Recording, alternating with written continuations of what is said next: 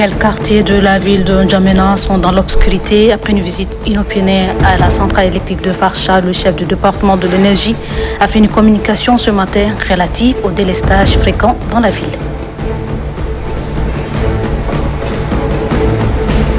Le MPR Djumhouria, mouvement patriotique pour la République, a tenu hier au Niger son congrès ordinaire. Une délégation du MPR a pris part aux travaux.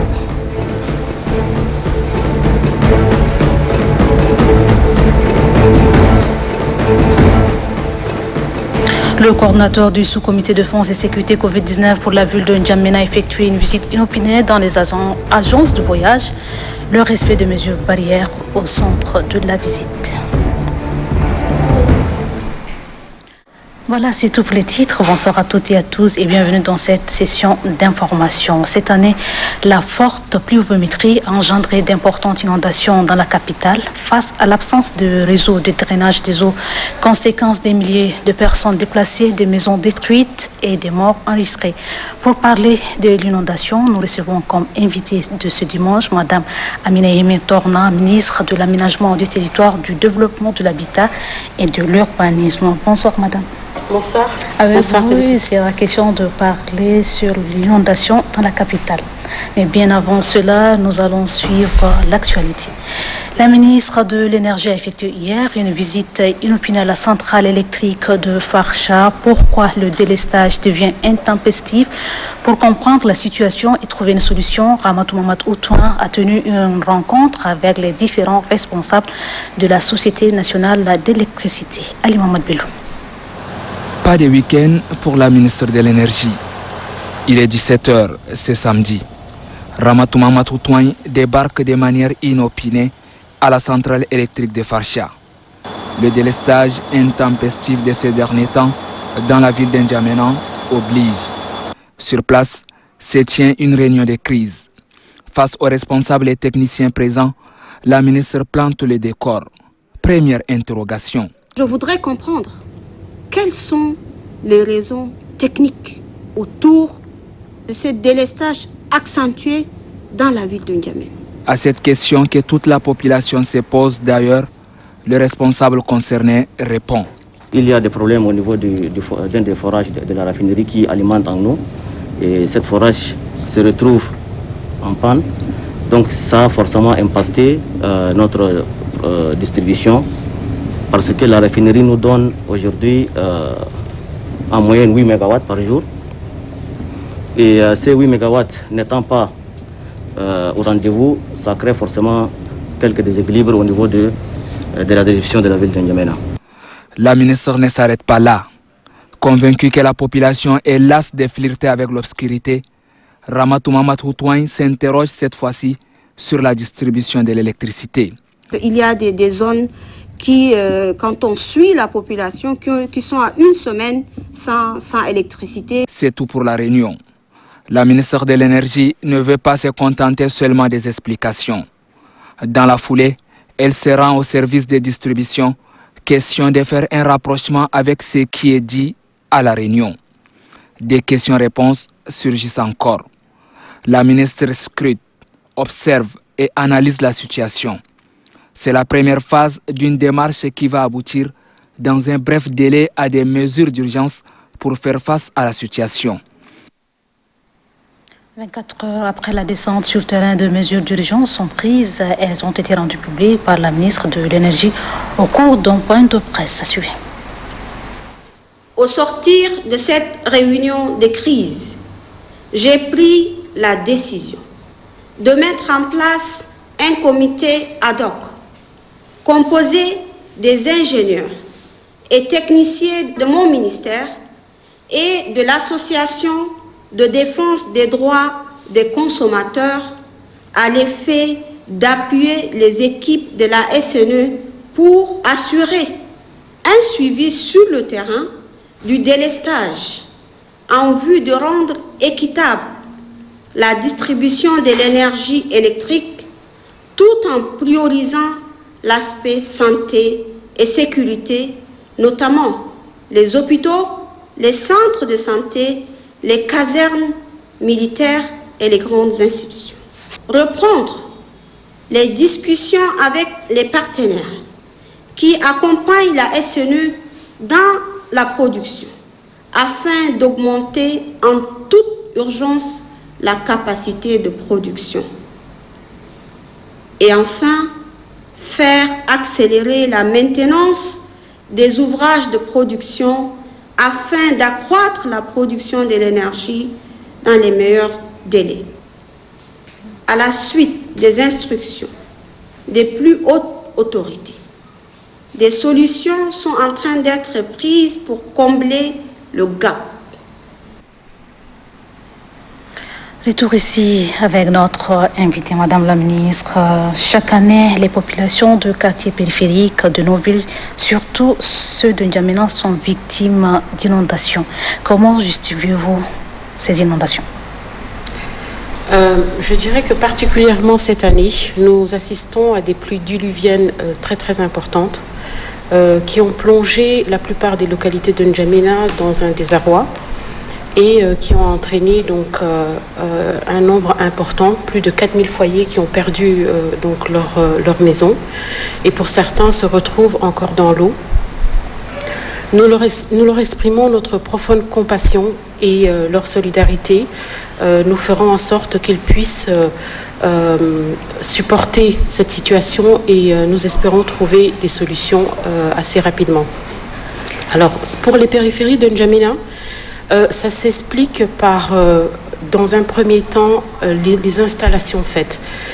Ces environnants ne sont pas pour la plupart urbanisés et ne disposent pas de canaux de drainage en bonne et due forme, pour la simple raison que l'installation des populations dans ces endroits-là ne résulte pas d'une organisation gérée, concertée, où les populations sont venues auprès des administrations pour savoir si elles peuvent s'installer dans ces espaces-là, qui pour la plupart sont des zones marécageuses avec donc des degrés d'infiltration très minimes, avec des pentes pas très importantes, et avec ce réseau donc qui est aujourd'hui pas assez important, qui fait que tous les mécanismes qu'on essaie de mettre en place de pompage ou des exutoires qui existent ne sont pas suffisants pour permettre qu'ils vivent dans un espace assez sec. Les cartes que vous voyez donc indiquent la pluviométrie donc depuis le 4 août. Donc si on peut faire passer les suivantes, vous verrez en fait qu'on a pu essayer de capter ce qui se passe. La ville de N'Djamena au milieu tout à l'heure était assez sec. Nous sommes arrivés au fil du temps à extraire les eaux. Donc nous félicitons les efforts de la mairie. Oui. Pour ce travail, mais ces eaux aujourd'hui s'organisent tout autour de la ville, bien entendu du fait de l'absence de canaux de drainage tels que je le disais tout à l'heure. Madame Amina, les réactions de certains professionnels du métier sur les réseaux sociaux ont relevé l'absence de planification. Donc cela veut dire que nos villes manquent de documents de planification pour orienter leur développement et éviter ce genre de catastrophe? La réponse est nuancée en fait. Le Tchad dispose d'un schéma national d'aménagement du territoire qui est un peu notre constitution pour l'aménagement. Donc il s'agit d'un document bien structuré, réfléchi par des professionnels qui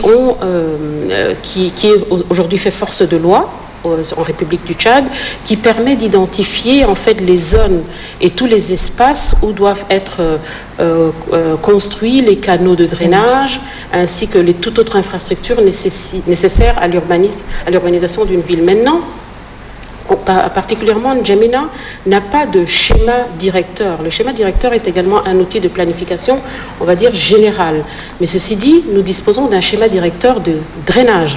Donc, concernant la ville de N'Djamena en tant que telle, particulièrement, nous avons, et puis le maréchal a mis les moyens pour que les principaux canaux nécessaires à l'évacuation des eaux soient existants, et c'est le cas. Maintenant, au-delà des canaux, il s'agit aussi de l'entretien et puis de la citoyenneté de la population, à faire en sorte que ces canaux fonctionnent comme on souhaiterait, comme on l'entend. Un canal de drainage est fait pour faire circuler l'eau et pas pour déposer des déchets. Mais Madame Amina, il y a de zones ou des quartiers où il n'y a pas ces canaux de drainage. Alors, pour la plupart du temps, en fait, dans le support, plutôt dans les espaces géographiques, on essaye de mettre des canaux de drainage et des bassins, accompagnés de bassins, afin que les pentes existantes puissent évacuer l'eau vers ces canaux-là qui servent en fait à libérer les eaux vers l'extérieur de la ville. Donc s'il n'y en a pas, c'est parce que pour le moment les zones n'ont pas été validées par l'administration comme étant des zones urbanisées et où les populations peuvent s'installer selon les normes de l'urbanisme. Les dégâts causés cette année par les inondations de villes subsahariennes laissent présager la récurrence des effets du changement climatique. Maintenant, l'adoption de nouvelles approches de planification. Madame la ministre, votre département dispose-t-il d'outils nécessaires pour faire face à ce changement, ne serait-ce que la prévention? Absolument. Je citais tout à l'heure le schéma national d'aménagement du territoire. Il existe aussi des schémas pour les régions. Il y en a 4 pour l'instant. Nous comptons en faire pour les autres également. Pour certaines régions, ils disposent également de leur plan prioritaire pour organiser également les villes. Comment on a pu établir ça? C'est par rapport à la prise de données spatiales. Actuellement, nous avons modernisé l'information géographique avec un nouvel outil récemment, également financé par l'État, qui a bien voulu faire en sorte que l'État dispose d'un outil de planification performant qui nous permettra à l'avenir de mieux cibler les zones, de les identifier déjà comme étant celles qui sont destinées à telle ou telle infrastructure, d'une part, et puis de les réaliser avec la plus de précision possible. Il s'agit aujourd'hui de notre projet d'infrastructure, géographique, qui se caractérise par la pose de bornes géodésiques dans un espace couvert de à peu près, on nous montre une borne là, donc les cartographes, à partir de ces bornes-là, pourront se positionner pour relever toute donnée nécessaire à la réalisation d'un ouvrage. Actuellement, ce projet couvre 900 km² autour de N'Djamena et nous comptons le déployer à travers le pays très prochainement dans d'autres villes également, et ça va nous aider dans la prévention et bien sûr dans la réalisation avec précision de nos futurs ouvrages. Les problèmes de ville sont de plus en plus complexes et peu compris par les différents acteurs, surtout la population. Quel message avez-vous à celle-ci? Alors, le message, c'est avant tout de dire en fait en quoi consiste l'aménagement du territoire. L'aménagement du territoire, il faut bien l'entendre, c'est une politique volontariste. Le citoyen décide de s'établir là où il a envie. Et souvent, en fait, on est en train de courir après l'aménagement de l'espace où s'est établie la population. Et à partir de là, on ne peut pas,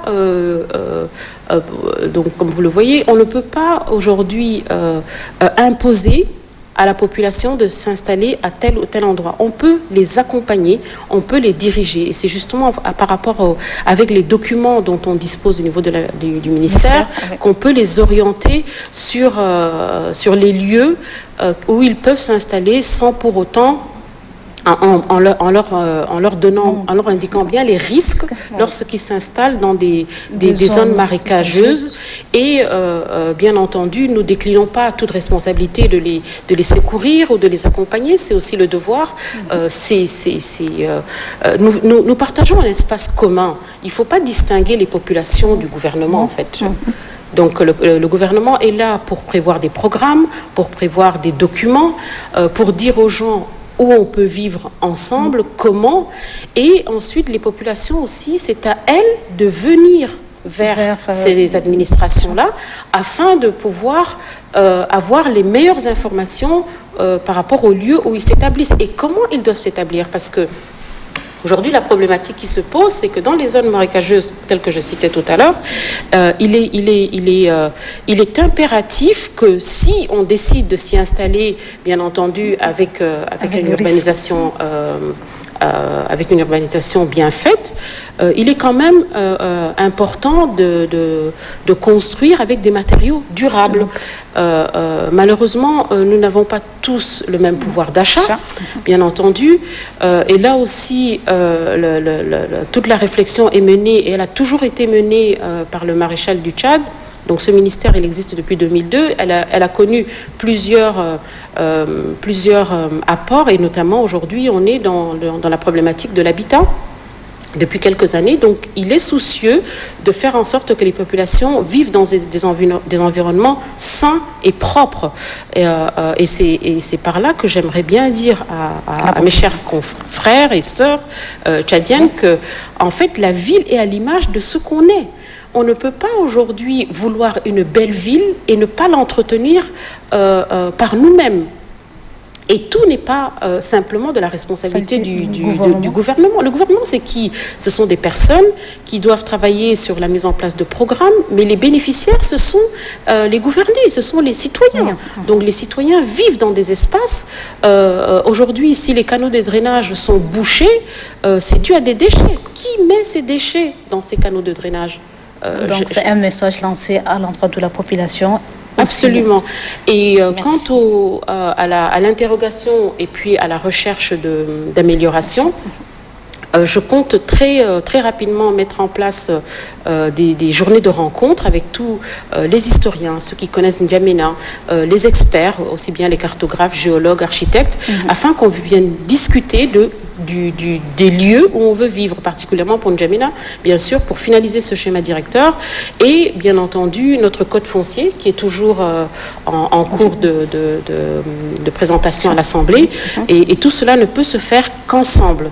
Comme j'ai dit, politique volontariste. Et un dernier mot qui n'est pas le moindre, je suis désolée, mais je compte bien le dire, c'est l'argent. Aujourd'hui, tous ces projets qu'on souhaiterait mettre en place, améliorer l'environnement, améliorer l'urbanisation, nécessitent des investissements. Le maréchal a fait en sorte que le Tchad puisse disposer d'un ministère avec des projets et des programmes. Il a financé jusqu'à ce que la crise du pétrole aujourd'hui ne nous permette pas de réaliser certains ouvrages. Mais il y a des fonds qui doivent être absolument disponibles et qui résultent de cette politique volontariste qui sont les taxes. Et les taxes, c'est nous, les citoyens. On doit s'acquitter de nos taxes foncières, nos taxes d'habitation, nos taxes de voirie. Tout cela peut permettre justement de réaliser des ouvrages qui nous sont nécessaires. Alors on espère la réalisation de ces ouvrages, Madame la... Je l'espère bien, et très vite, j'espère que nos rencontres nous permettront d'avoir des solutions durables. Merci beaucoup pour votre invitation. Ce journal. Le palais du 29 juillet de Niamey au Niger a abrité hier le congrès ordinaire du MPR Jumhuriya, mouvement patriotique pour la République. Dans le cadre de l'amitié politique, une forte délégation du MPS conduite par maître Jean-Bernard Padaré a fait le déplacement pour marquer d'un saut particulier l'événement qui a débouché sur d'importantes recommandations et résolutions. Envoyé spécial à Maria Abbas. Venus des différents horizons du Niger, les militantes et militants du MPR Jamhuriya réunis en congrès ici au palais du 29 juillet de Niamey veulent écrire en lettres d'or l'histoire politique de leur formation.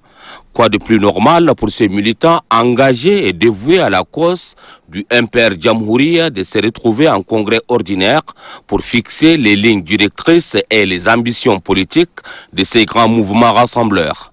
L'enjeu de ce congrès justifie la présence des représentants de la quasi-totalité de la classe politique nigérienne et d'autres partis amis du MPR Jamhuriya, parmi lesquels une délégation du mouvement patriotique du salut venue du Tchad. Elle est conduite par le secrétaire général 3e adjoint et porte-parole du parti, maître Jean-Bernard Padaré, du président du groupe parlementaire MPS, le député Ali Kolotou Tchaimi, du député Mansour Hamid Nouri, membre du bureau politique national et membre du parlement du G5 Sahel, du député Fadjak Maloum, président du groupe d'amitié Tchad-Niger, et de Oumar Djimé Moussa, membre du bureau politique national du MPS. Ces assises ont permis aux congressistes d'adopter d'importantes recommandations et résolutions, notamment l'élection des membres du bureau politique national, la validation de la liste des membres du Conseil national, l'augmentation du nombre de représentants de structures et organes au sein du bureau politique national, la création du comité exécutif central et d'une direction stratégique d'orientation du parti. L'une des importantes décisions issues de ces assises est l'élection de M. Albadé Abouba au poste du président du parti. Les militants ont aussi placé leur confiance au président national pour défendre les couleurs du MPR Jamhouria aux prochaines élections présidentielles. Notre vision se fonde sur la nécessité d'asseoir un pays paisible, prospère et respecté auquel tout citoyen serait fier d'appartenir. De magnifier un peuple fier, amoureux de son pays et respectueux de ses valeurs socio-culturelles et religieuses, dans le sens de la vision du MPR Jamhouria, la paix, l'unité nationale et la sécurité. Les formations politiques conviées à l'événement ont vivement salué les choix démocratiques des militants à la faveur de ces congrès. Pour le représentant du mouvement patriotique du salut, le MPS du Tchad et son frère cadet, le MPR Jamhouria du Niger, partagent une même vision politique, seule d'œuvrer en faveur de leurs deux peuples.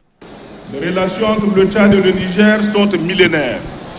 Nos deux peuples sont unis par le sang, l'histoire, la culture, et ont les mêmes aspirations, celles de perpétuer les liens de fraternité, de progrès social et économique, en un mot, celle d'avancer ensemble dans la voie du bien-être et de l'émergence de notre continent en général et de nos deux pays en particulier. C'est pourquoi nos deux formations politiques, porteuses de nobles aspirations de nos peuples respectifs, n'ont jamais manqué l'occasion de témoigner cela et de renforcer davantage ce sentiment. L'exemple le plus récent et le plus éclatant a été la participation du MPR Jamhouria au 30e anniversaire du mouvement patriotique du salut, malgré les conditions périlleuses. Il est donc de notre devoir, en retour, d'honorer de notre présence ces importantes et significatives assises afin de renforcer l'excellence des liens de fraternité et de partenariat qui unissent nos deux partis.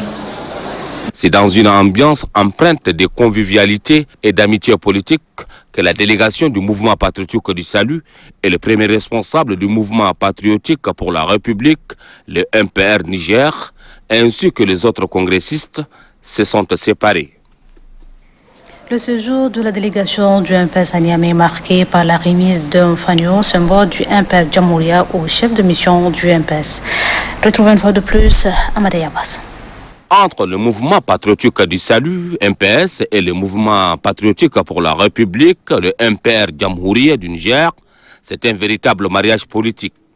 Un mariage politique approuvé par la remise de ces fanions symboles du MPR par Albadé Abouba au secrétaire général 3e adjoint du MPS, maître Jean-Bernard Padaré.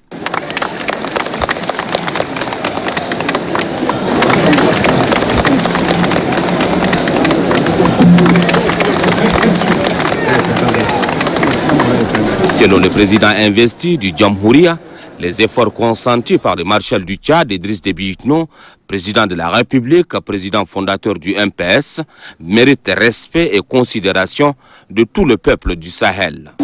N'eût été la lucidité et la pertinence du président Idriss Déby Itno et du président Mahamadou Issoufou, la situation aujourd'hui dans l'espace sahélien serait invivable. Parce que ce sont eux les initiateurs du G5 Sahel. Et les Tchadiens sont venus mourir pour le compte des Nigériens et des Maliens, ou même des Burkinabés, afin de sauver l'essentiel, afin de sauver notre souveraineté, la souveraineté de nos États face à la menace terroriste. Maître Jean-Bernard Padaré, qui se dit très ravi de cette marque de considération, promet de transmettre fidèlement le message au marshal du Tchad, Idriss Déby Itno. Créé dans les années 2015, le mouvement patriotique pour la République, le MPR Jamhouria, est implanté dans les 8 régions que compte le Niger. Il se positionne parmi les grandes formations politiques du pays. Le secrétaire général provincial du MPAS du Chariba Gumika Sarikana a eu ce matin une séance de concertation avec les militantes et militants du MPAS. Au centre de cette rencontre, la révision du fichier électoral. De Barobert. Le chronogramme du processus électoral rendu public par la Commission électorale nationale indépendante CENI prévoit l'opération de révision du fichier électoral du 1er au 20 octobre 2020, soit 20 jours. Sont concernés par cette opération ceux qui n'avaient pas atteint l'âge de la majorité au dernier recensement, ceux qui ne se sont pas fait enrôler en 2015 et certains de nos compatriotes ayant changé de domicile. Des nouvelles cartes d'électeurs seront également distribuées à tous ceux qui se sont fait enrôler en 2015. Dès lors, pour une forte mobilisation des militants du mouvement patriotique du salut aux différentes consultations électorales qui pointent à l'horizon, le secrétaire exécutif du MPS pour la province du Chariba-Guirmi sensibilise ses camarades militants sur les bien fondés de cette opération. Le 1er octobre, le recensement commence sur toute l'étendue du territoire. Pour voter Idriss Déby, pour porter Idriss Déby à la présidence, c'est pour ça que nous avons fait ce banderole. Qui dit quoi? Marshal du Tchad, candidat de la jeunesse aux élections 2021. C'est notre candidat. Donc pour le voter, il faut d'abord se faire recenser. Une feuille de route relative à l'implication des acteurs politiques dans les opérations de révision du fichier électoral est mise à la disposition des militants du mouvement patriotique du salut de la province du Chariba-Guirmi. Cette feuille de route détermine la mission assignée aux membres du bureau politique national et les cellules de base. Alignant dans la province de Chariba-Guirmi, le président de la coalition des associations de la société civile pour l'action citoyenne kazakh, Mahmoud Ali Saïd, lance officiellement la campagne sur la promotion et la valorisation de la paix. Retrouvons ce reportage. L'opération vise à recenser les difficultés que rencontrent les citoyens. Cette opération durera 30 jours. Elle durera 30 jours dans la mesure où elle nous permettra de recenser, de recueillir les problèmes que rencontrent les citoyens. Et puis nous allons partir dans toutes les provinces du pays. Nous allons sillonner tous les villages, tous les coins et recoins de la ville de N'Djamena et des provinces. Nous allons également aussi essayer de vulgariser les préceptes nobles de la paix, de la stabilité, de la tolérance, de la cohésion nationale, de l'unité nationale, ces valeurs cardinales qui doivent servir de tremplin pour que notre pays aille encore davantage vers le paroxysme du développement. Donc nous allons essayer de les partager avec tout le monde, de les vulgariser davantage. Nous allons encore essayer d'appeler les uns et les autres à la solidarité, à la tolérance surtout. Le Tchadien est le frère du Tchadien, qu'il vienne du sud, du nord, de l'est ou de l'ouest, nous sommes tous des frères.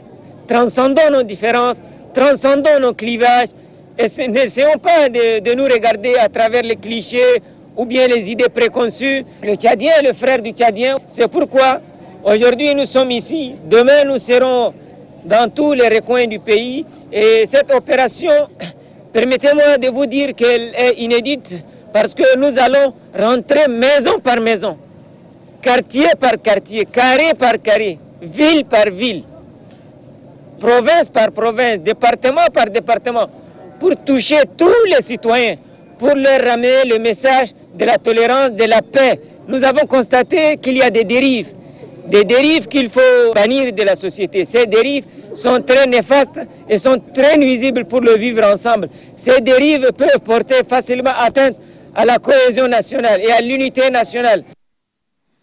C'était là les propos du président de la Kazakh, Mahmoud Ali Saïd. Le coordonnateur du sous-comité de défense et sécurité du Covid-19 pour la ville de N'Djamena, par ailleurs le directeur général de la gendarmerie nationale, a effectué une visite inopinée dans les agences de voyage.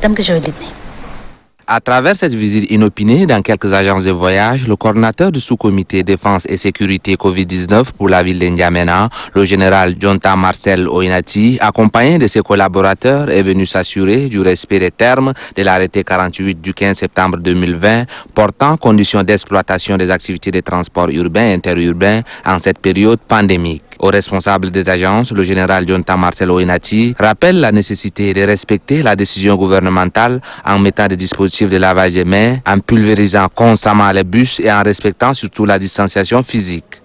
Au niveau des agences de voyage, du nettoyage des véhicules avec des désinfectants au moins une fois par jour, du respect de la distanciation physique au niveau des guichets, du port de masques de protection pendant toute la durée de voyage, de l'interdiction de toute activité et vente à bord du véhicule, du respect du nombre de places assises prévues dans la carte grise du véhicule, de l'ouverture des fenêtres du bus afin de permettre une meilleure aération. Le coordinateur du sous-comité défense et sécurité annonce l'engagement de l'armée à assurer le suivi des mesures dans les agences de voyage.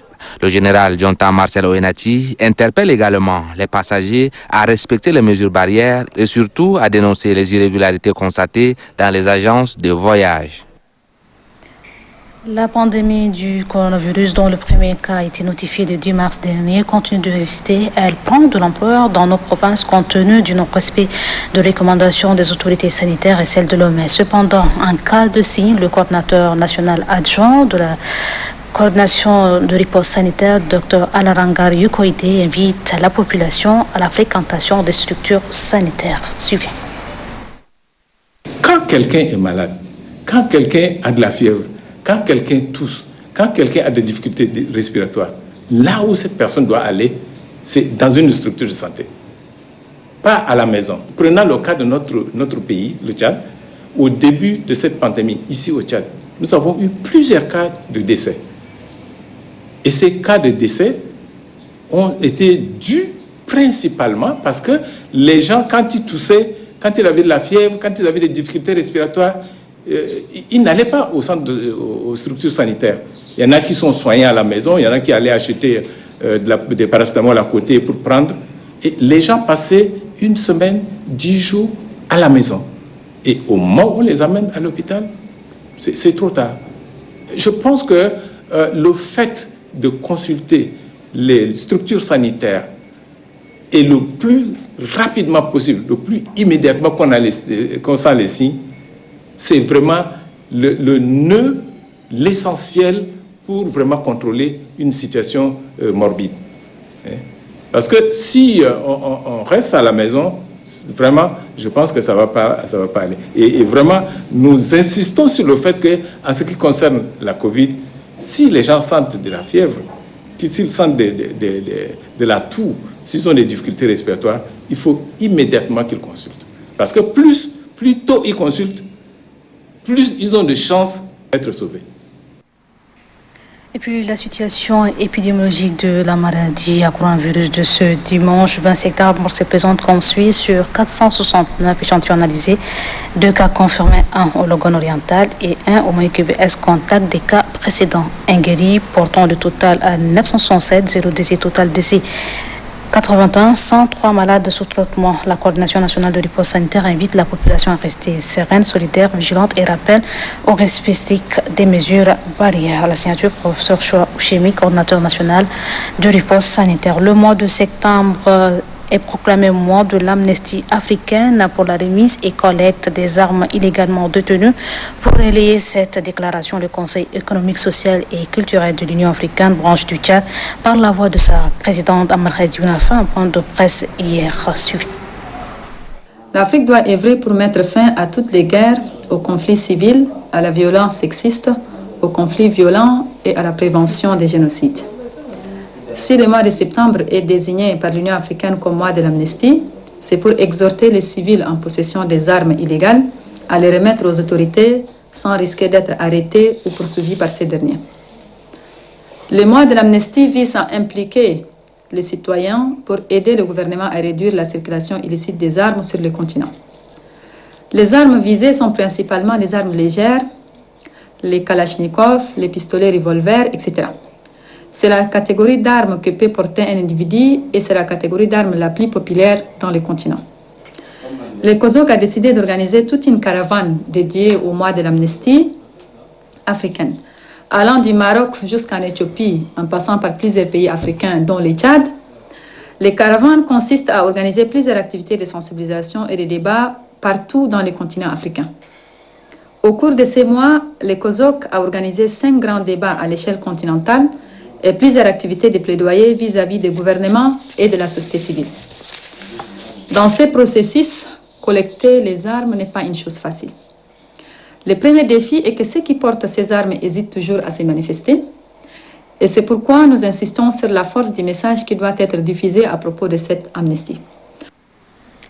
Les journalistes des différents organes de presse publics et privés sont outillés en management de radio communautaire, initiative de Equal Access via son projet Voix de paix financé par l'USAID, une agence américaine de développement. Ousmane Idriss Dako.